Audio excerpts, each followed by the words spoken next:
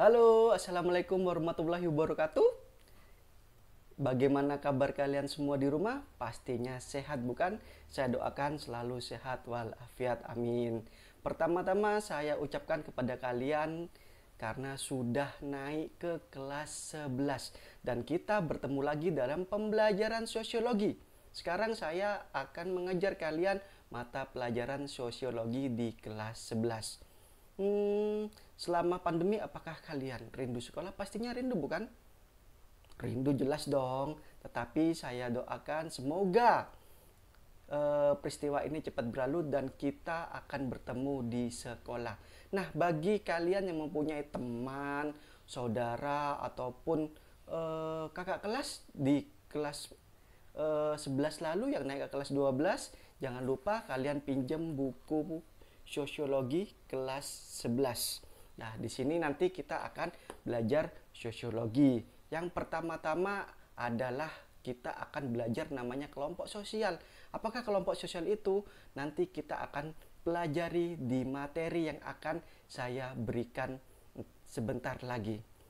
Penasaran kan bagaimana materinya? Kayaknya seru-seru banget tentang pelajaran sosiologi dengan materi kelompok sosial. Mari kita belajar, oke?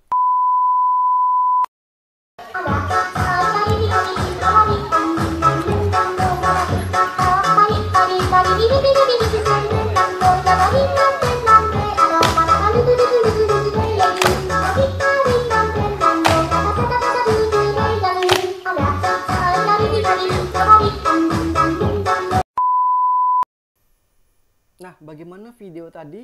Itu adalah video tentang LDK, OSIS, kakak kelas kalian, alumni 2016 di bawah Gunung Argopuro di Probolinggo. Nah, kegiatan tersebut adalah kegiatan kelompok sosial. Mengapa dinamakan kelompok sosial? Ya karena mereka bersatu untuk menciptakan suatu tujuan yang sama. Oke, kita masuk bahasan tadi mengenai kelompok sosial dan juga itu tadi video juga tercakup dalam kegiatan kelompok sosial. Pendahuluannya, kalian pasti tahu anak IPS, ilmu pengetahuan sosial yang berhubungan dengan sosial. Manusia pada dasarnya adalah makhluk sosial. Kenapa? Karena tidak bisa hidup sendiri atau tanpa orang lain.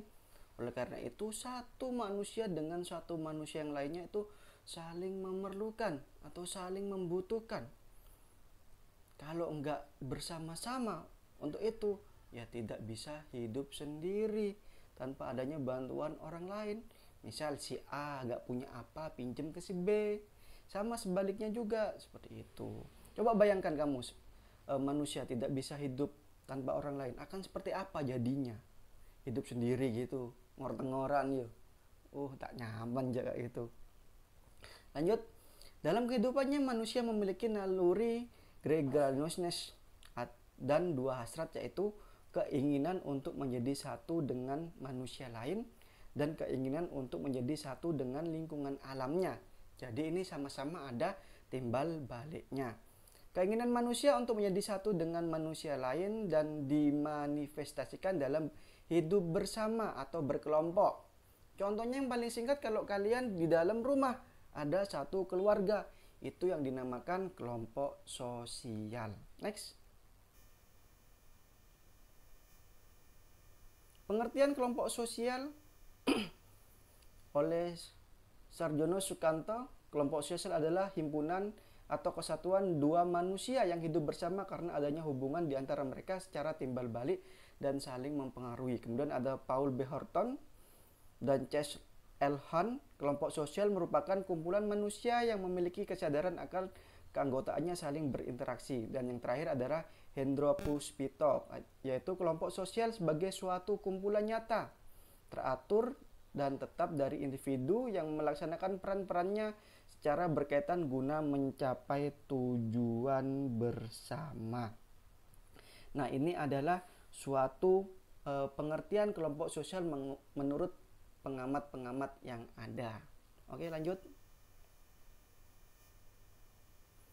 Apa syarat-syarat dari kelompok sosial tersebut?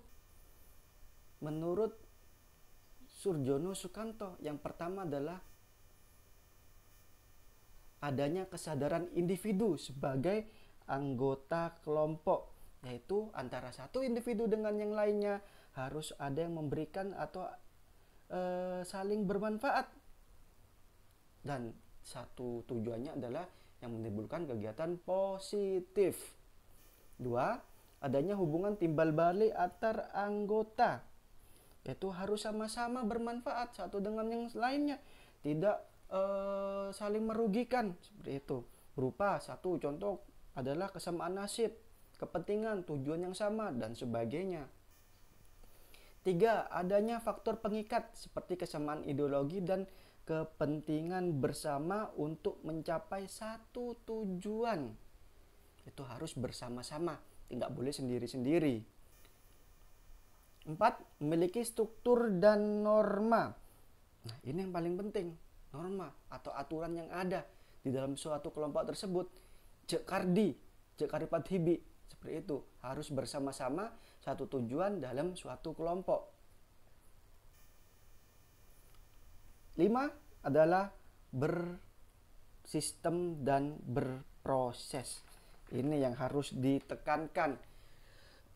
Dalam berkelompok itu ada aturannya, nggak boleh main-main. Contoh satu, OSIS, ini kan ada aturannya dari sekolah, nggak boleh sendiri-sendiri. Nah, itu yang dinamakan bersistem atau berproses. Next. Ciri-ciri kelompok sosial. Oh, itu adalah angkatan berapa itu? OSIS angkatan berapa? Pastinya OSIS yang sekarang kayaknya. Itu yang dinamakan suatu kelompok sosial. Satu, ciri-cirinya adanya hubungan timbal balik. Dua, adanya kepentingan bersama. Tiga, adanya faktor pengikat. Empat, memiliki struktur dan norma. Sini sama kayak tadi, syarat-syaratnya yang harus diketahui dalam adanya kelompok sosial. Untuk apa? Satu, tujuannya untuk menciptakan sesuatu kondisi yang positif. Nggak boleh kelompok sosial menimbulkan yang negatif. Salah besar itu, salah persepsi. Seperti itu. Next. Oh, ada yang kelima adalah bersistem dan proses, sama tadi syarat-syaratnya.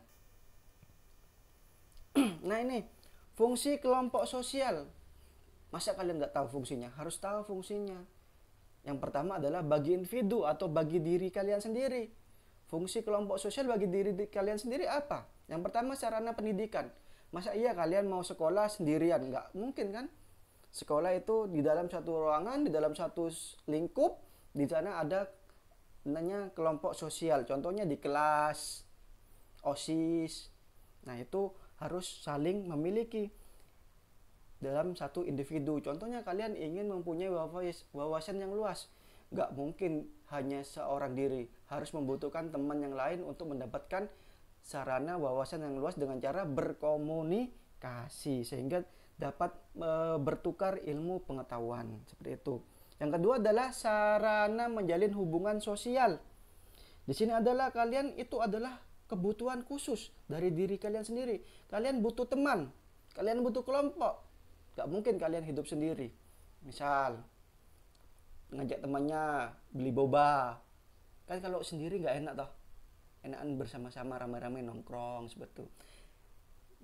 Itu harus yang dipikirkan. Selama COVID ya memang gak boleh berkelompok, yaitu individu harusnya. Tetapi jangan lupa karena kita punya WA, jadi kita intens saling berkomunikasi dengan temannya. Yang kedua, sarana pemecahan masalah atau problem solving. Ini yang penting. Misal si A putus sama cowok atau ceweknya, nah, ini butuh teman curhat. Gak mungkin kan dipendam sendiri, nangis ketibian, gak mungkin. Contohnya ini cewek yang paling rentan, butuh teman curhat. Nah, itu yang fungsi kelompok sosial bagi individu. Yang kedua, bagi masyarakat, fungsi kelompok sosial adalah yang pertama pembentukan struktur sosial dalam masyarakat. Ini ada dua, yaitu vertikal dan horizontal. Kalau vertikal, kelompok sosial dibedakan dalam tingkatan kelas yang berbeda, tapi nggak boleh sistem hidup itu nggak boleh Ada tingkatan strata kelasnya, ada miskin, kaya, nggak boleh. Karena kita hidup dalam kelompok sosial, jadi tidak boleh membeda-bedakan. Yang kedua adalah horizontal. Ini adalah kedudukannya sejajar. Tapi dalam kelompok sosial memang nggak boleh kita saling membeda-bedakan karena kita butuh satu sama lainnya. Yang kedua, pembentukan nilai dan norma dalam masyarakat. Nah, ini harus ada menciptakan keteraturan sosial dalam masyarakat.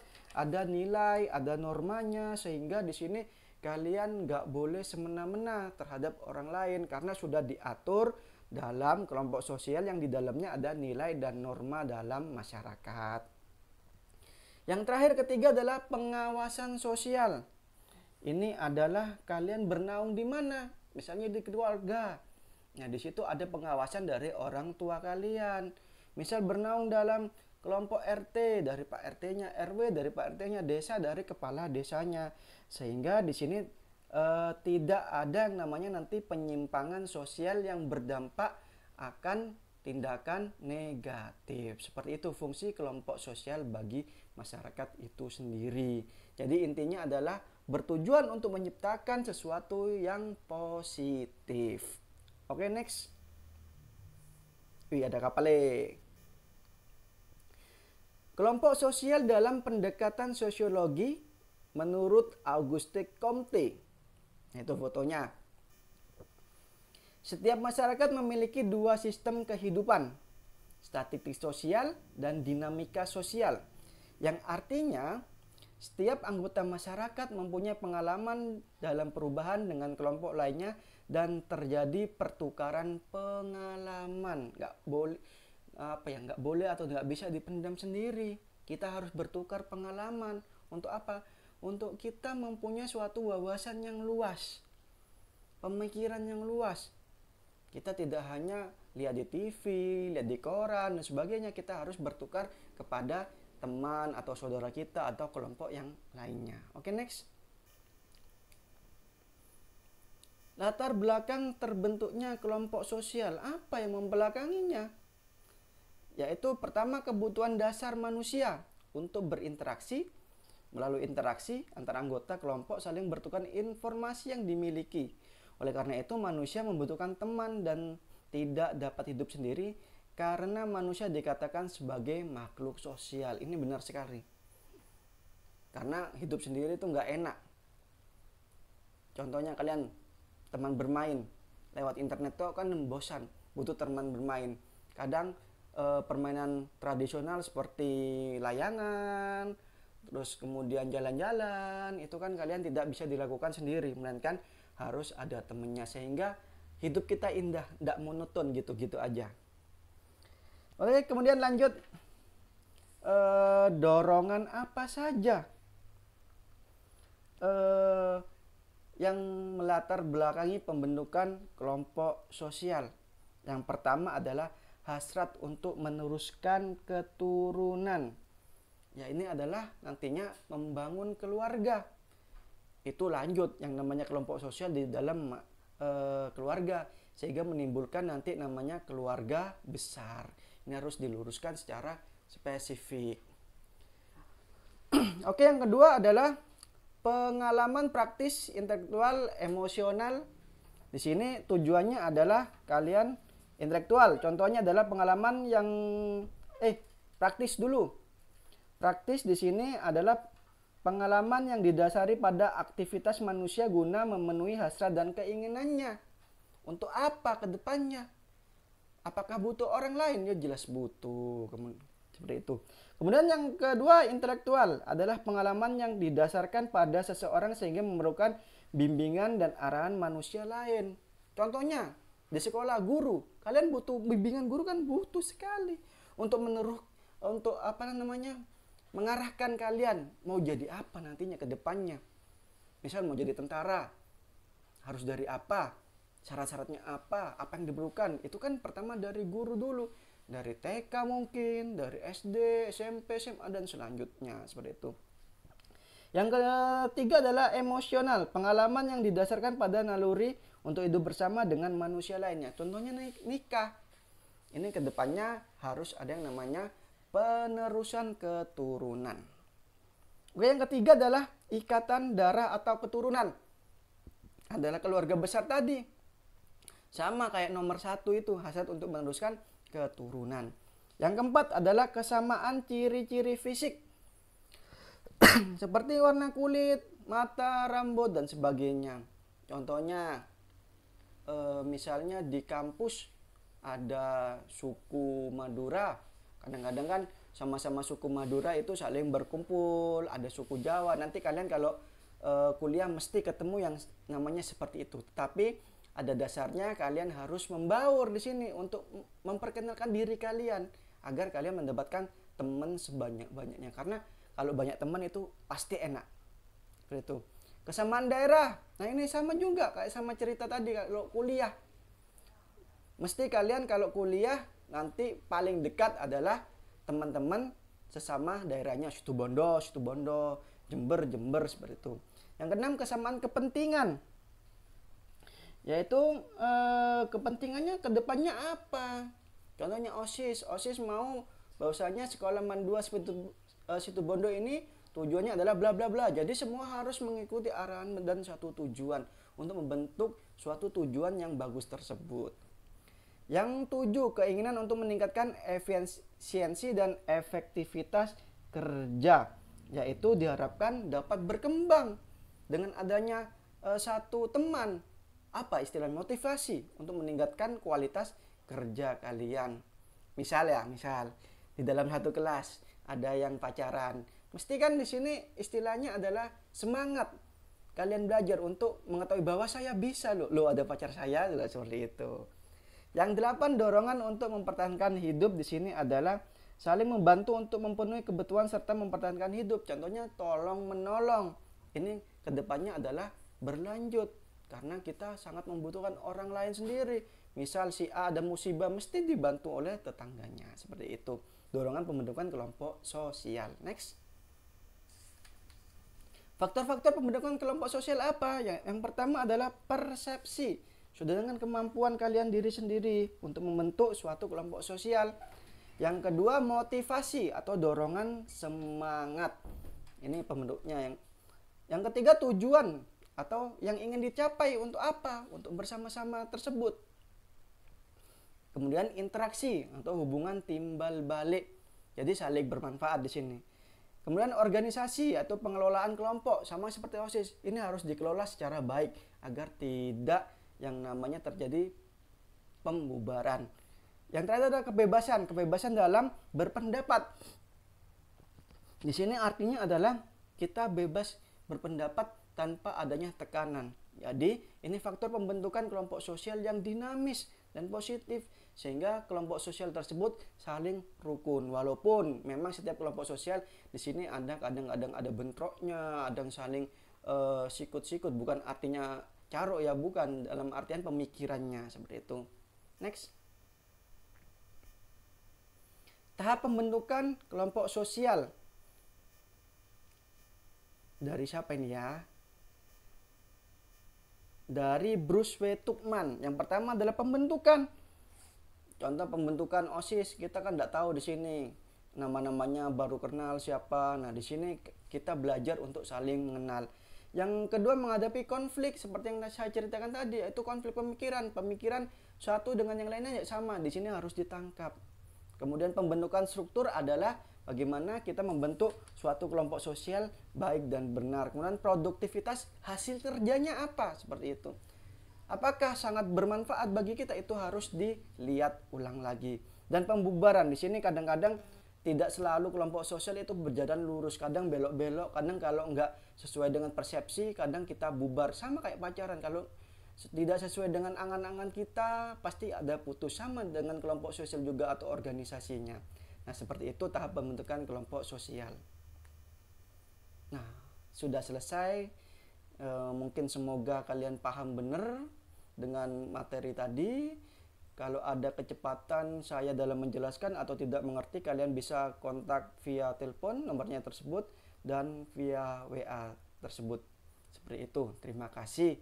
Saya tunggu kabar-kabar lanjutnya. Nanti kalau ada pembelajaran selanjutnya, saya akan beritahukan melalui grup masing-masing. Oke, terima kasih. Nah, bagaimana dengan materi pembelajaran sosiologi tadi? Seru bukan? Pasti seru. Karena kenapa? Kita di sini membahas tentang kelompok sosial, di mana kelompok sosial itu selalu melekat pada diri kita, terutama pada kehidupan sehari-hari kita. Nah, perlu diingatkan bahwasanya kita dalam kelompok sosial harus membuat sesuatu yang positif. Oke, mungkin cukup sampai di sini saja pembelajaran kita.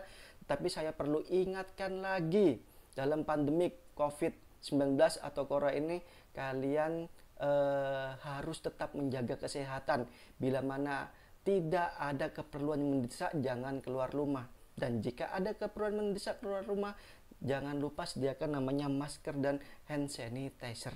Mungkin kita ketemu dalam pertemuan yang akan datang, atau mungkin minggu besok kita akan ketemu lagi. Sekian dari saya, kurang lebihnya mohon maaf. Wassalamualaikum warahmatullahi wabarakatuh.